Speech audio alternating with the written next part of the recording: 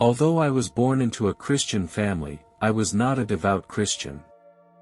My family would actively participate in church activities, but I did not have a particularly strong interest in religion. My family and I went to church a few times when I was very young, and it was not an exciting or interesting experience for me. Like many other kids, I found church to be a relatively boring place. When I was about 5 years old, my mother and I went to an event held at church. I sat in the pews and I quickly began to feel bored and impatient. Much of what the pastor was saying was beyond my comprehension. Time seemed to become very torturous. After a while, I became more and more impatient. My legs kept wobbling and my fingers kept fiddling with the decorations on the church pews. I began to cough loudly in an attempt to get some attention, but no one cared. I became more and more impatient. I began to whine, thinking that this place was really boring. My yelling attracted my mother's attention. Her eyes were full of warning and displeasure as she whispered to me to stop disturbing people. She struggled to keep her composure, trying to calm me down. I disturbed the people around me. They cast reproachful glances and I could feel their displeasure. But at that time, I didn't care about their feelings, I just felt that I was being treated unfairly. The experience made me feel very embarrassed. As a result, I did not go to church very often, about no more than 10 times. I gradually questioned my religious beliefs and thought about the nature of religion and the meaning in it. I preferred to form my own ideas about faith through my own experiences rather than being influenced by my family. Although I am not a devout Christian, I respect my family's choice of faith. When I was 19 years old, I had just graduated from high school. One day at noon, my grandmother and I were the only ones home. After lunch, I felt tired and told my grandmother I wanted to rest for a while. Within 10 minutes after I lay down, I fell into a deep sleep. Suddenly, everything became dark. I felt as if I was in a void, there was no sound or touch around me, only endless darkness. The darkness didn't last long. Suddenly, I saw a bright light appear, a light so bright that it illuminated almost the entire space. This bright light was very special, it wasn't just physical light, it emanated some sort of divine power. It made me feel peaceful and joyful. In that moment, I felt very awake and my consciousness sharpened. Those around me told me that I was just having a dream and that in sleep there is supposed to be darkness.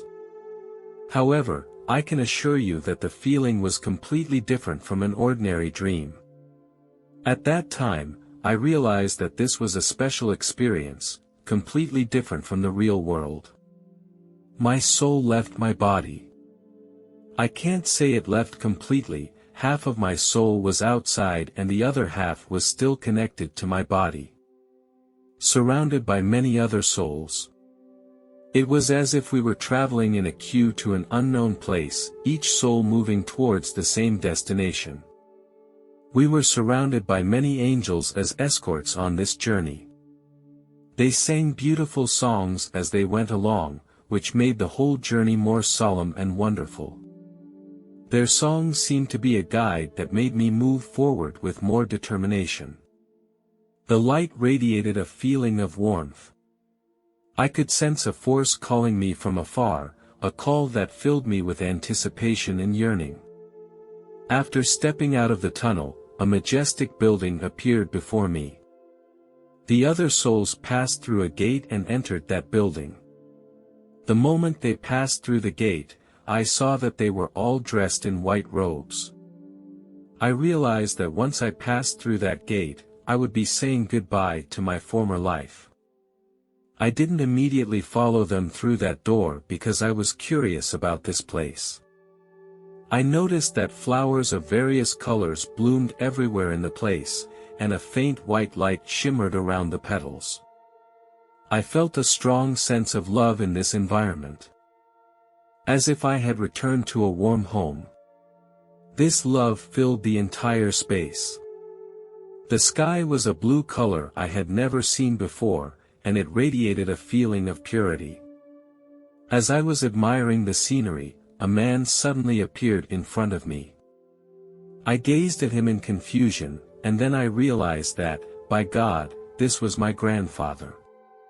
He passed away 12 years ago, and the fact that he appeared in front of me at this moment filled me with shock. I also saw my uncle in the crowd, and other relatives were there. They welcomed me with open arms. In this marvelous place, time became unimportant. It was as if our meeting had transcended time. They expressed a keen interest in my growth and changes.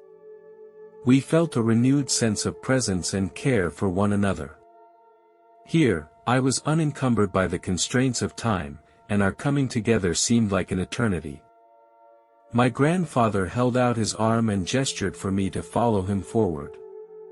We came to a place filled with light. Sunlight poured into every corner, pervading the area with warmth and compassion. I noticed a group of people around us, standing silently as if waiting for us to arrive. Their eyes were filled with love and care, as if they knew everything about me. In their midst, I felt a communication that went beyond words. I saw a tall, kindly man that I thought would be God. He smiled, and his gaze held endless wisdom and compassion. His presence made me feel awe and peace. God seemed to understand my inner doubts, and I felt his love and acceptance. I stood in God's presence with questions in my mind. I asked God in a whisper, "Does faith really matter?" God smiled and replied, "My child, faith has great significance in human life.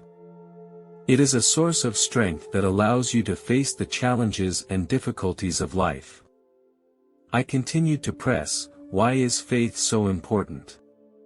God was silent for a moment and then gently replied, "Faith is the foundation of the human soul and the link to me. Through faith, you are able to connect with the divine power and seek truth and meaning. Faith not only gives you hope and comfort. It also inspires goodness and integrity." I continued to press the point that there are numerous faiths and religions that exist in this world. Everyone has different beliefs, and are all of their beliefs correct? God smiled and explained, "My child, everyone's beliefs are unique and there is no right or wrong." I went on to ask, "Can I find truth and meaning if I don't have a clear religious belief?" God replied, "My child, faith is diverse. You do not need to practice a specific religion, but to explore and pursue it with an open heart. Truth exists within every human being. Regardless of the form of your faith, it is important that you maintain a heart that seeks truth and kindness." Hearing God's answer, I felt enlightened and comforted within. I learned a lot from God, and all my doubts were answered. Finally, my grandfather told me that if I walked through that door, I could be with them forever. This suggestion was very tempting, but I confessed my thoughts to my grandfather. I told my grandfather that I didn't want to stay here just yet. I was only 19 years old and my life was just beginning. There were still a lot of things I hadn't experienced. I hadn't tried what it was like to be a father. I had a girlfriend at the time and I didn't want to leave her either. My grandfather understood and accepted my choice. He understood that young people should pursue their dreams and explore the unknown. He smiled at me and showed that he supported my decision. Grandfather also reminded me that people face many challenges in their lives. He hoped that I could always keep a positive mindset and bravely face the setbacks in life.